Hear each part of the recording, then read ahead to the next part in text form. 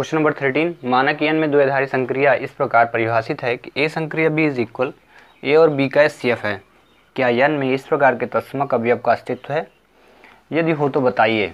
ठीक है, तो मान लेते हैं कि n में संक्रिया माना कि दत्त यानी दिया गया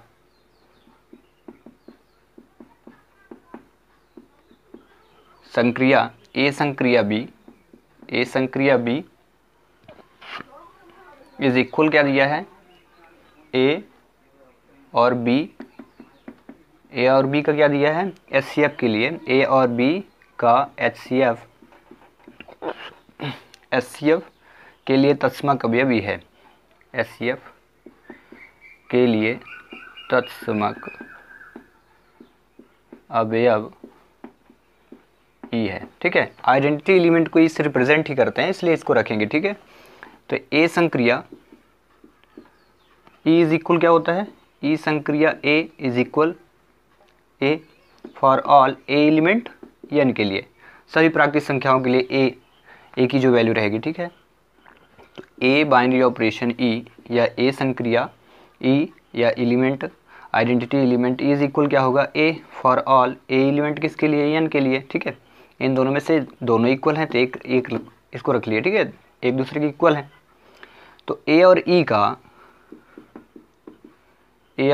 जो एचसीएफ होगा वो कितना हो जाएगा, एचसीएफ इज इक्वल ए होगा। ठीक है, मतलब कोई वैल्यू ले लेते हैं ई की जगह 1 2 3 4 5 और ए की ले लेते हो, जैसे ए इज इक्वल 1 लो, ए इज इक्वल 1 3 ले लेते हैं। ठीक है, और ई इज इक्वल मान लेते हैं 2 ले लेते हैं, और दोनों के एचसीएफ निकालें तो क्या होगा 1, यानी कोई ना कोई एक वैल्यू होगी नेचुरल नंबर, और ए क्या होगा, कोई ना कोई प्राकृतिक संख्या होगी। ठीक है, तो इस प्रकार से वैल्यू आ गई। तो ई ए का क्या हो जाएगा, ई जो ई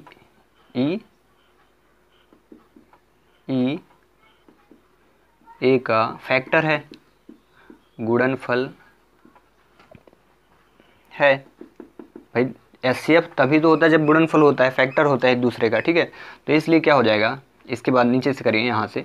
ठीक है, देन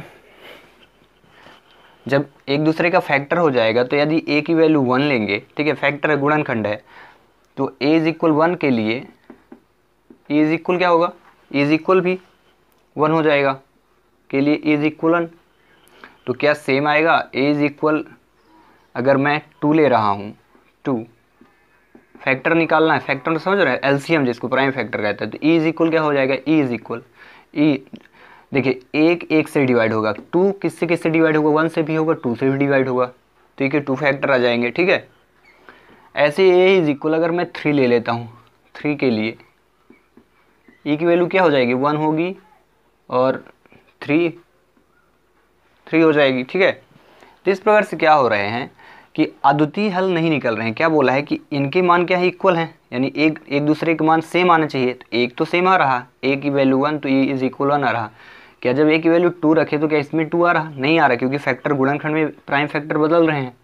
इसलिए क्या होगा, ए बाइनरी ऑपरेशन बी में ए और बी का एचसीएफ जो होगा तत्समक अवयव का अस्तित्व नहीं होगा। ठीक है, क्योंकि सेम वैल्यू मिल ही नहीं गई है।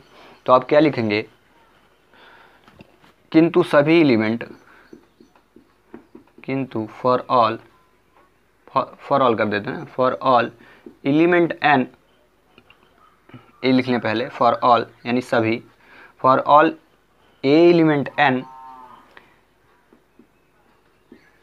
ई का मान क्या होगा, ई का मान अद्वितीय होना चाहिए। अद्वितीय मतलब कोई एक, अद्वितीय